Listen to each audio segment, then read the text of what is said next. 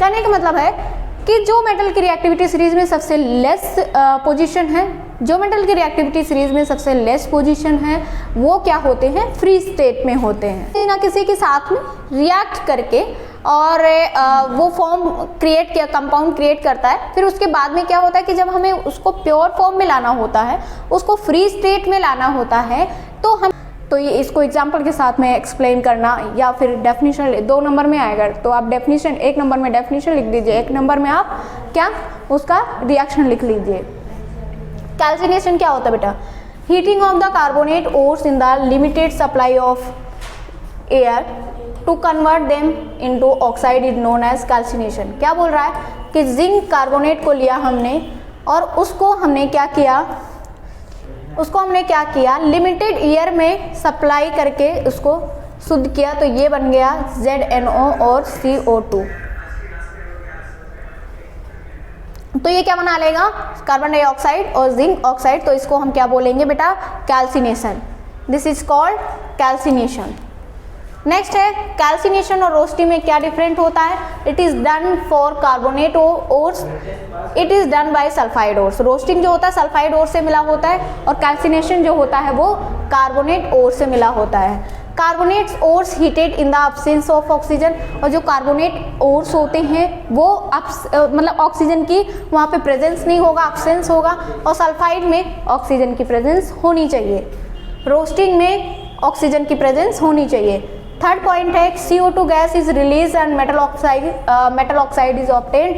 क्या बोलता है कि कैल्सिनेशन में CO2 गैस रिलीज होगा, बट अगर रोस्टिंग की बात करते हैं तो उसमें क्या होगा, SO2 गैस रिलीज होगा। तो यहाँ पे एग्जांपल आप देख सकते हैं। यहाँ पे क्या करेंगे, extraction of metal least reactivity.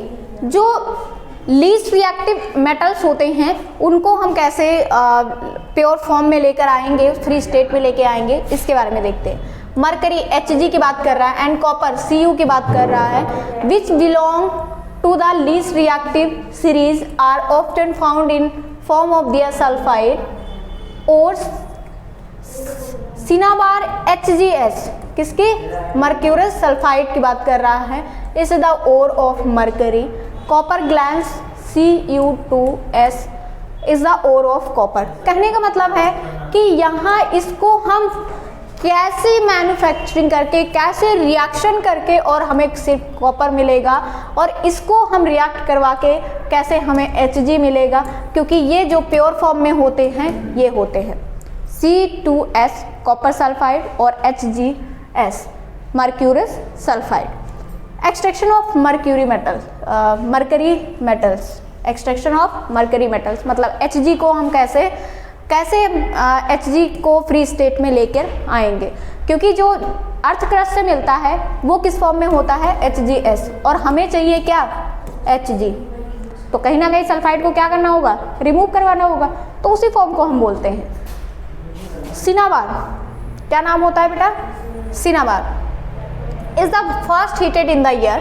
पहले हम क्या करेंगे, सिनाबार को एयर के साथ में हीट करवाएंगे, तो ये हमें क्या फॉर्म होगा, मर्क्यूरी ऑक्साइड, मरकरी ऑक्साइड या मर्क्यूरी ऑक्साइड, और उसके साथ में सल्फर डाइऑक्साइड।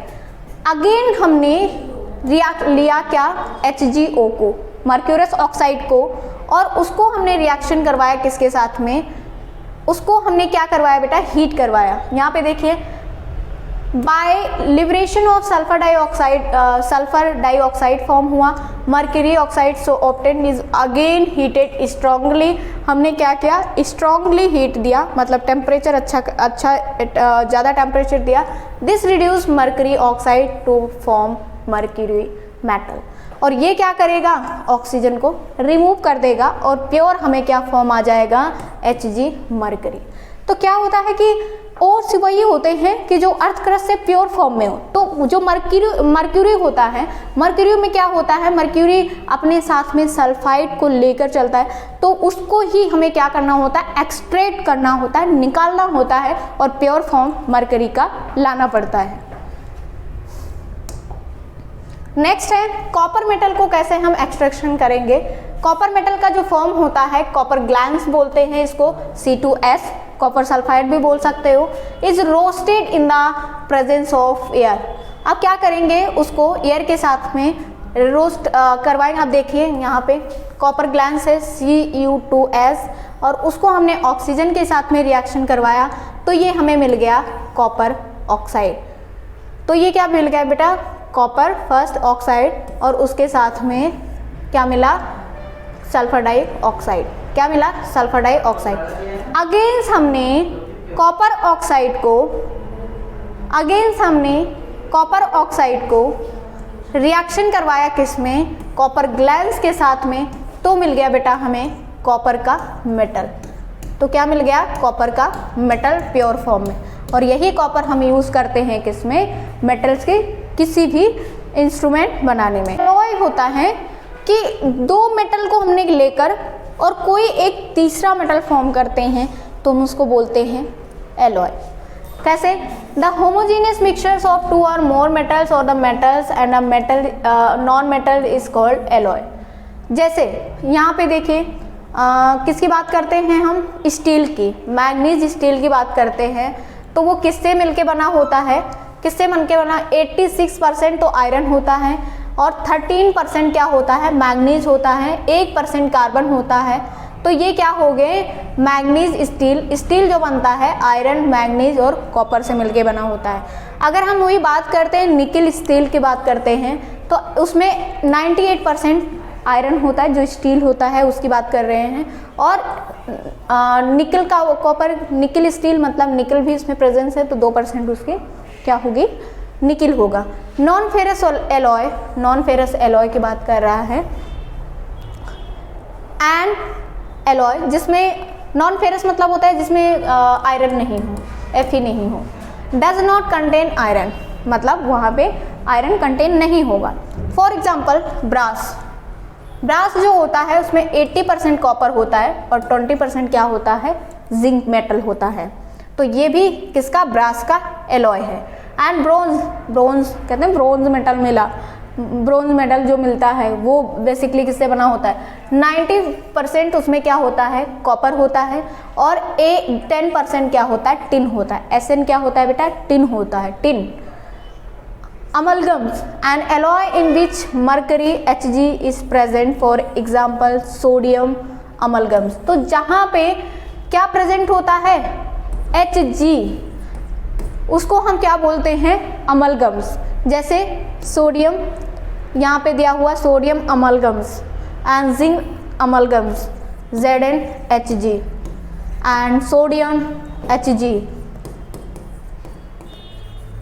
तो मरकरी की प्रेजेंस, अमलगम।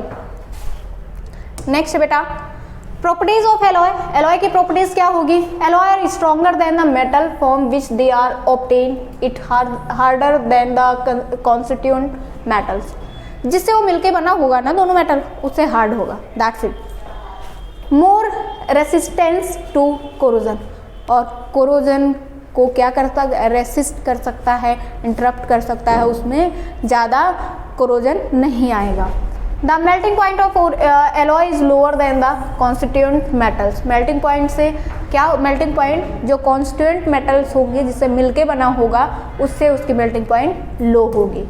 एग्जाम्पल शोल्डर क्या होता है बेटा, इसमें टिन होता है 18% और लेड, पीबी लेड होता है, लेड होता है 50% as lower melting point than Pb and Sn। the electrical conductivity of alloy is lower than the constituent metal। the electrical conductivity of alloy is lower होगा किससे, जिस भी मेटल से मिलके वो बना होगा। नेक्स्ट है कुछ एग्जाम्पल्स है यहाँ पे एलॉय के। ब्रास एग्जाम्पल दिया, ब्रोंज, सोल्जर और solders, steel, stainless, magnesium, German silver. Alloys of gold क्या, pure gold is a solid to be 24 carats, gold is alloyed with a small amount of silver and copper to make its hard. तो ये क्या होता है, ये कुछ आपके alloy के एग्जाम्पल्स हैं। ये कुछ एलॉय के एग्जाम्पल्स हैं जो आप इसको एक बार एग्ज़ाम से पहले देख के जाएंगे। So metal and non metal chapter आपका होता है यहीं पर फिनिश। मिलते हैं नेक्स्ट वीडियो में जिसमें हम पढ़ेंगे कार्बन एंड इट्स कंपाउंड, जो कि थोड़ा कॉम्प्लिकेटेड है कंपैरिजन टू दीज चैप्टर्स। मिलते हैं नेक्स्ट वीडियो में, अपना ख्याल रखिए, तब तक के लिए बाय बाय, टेक केयर।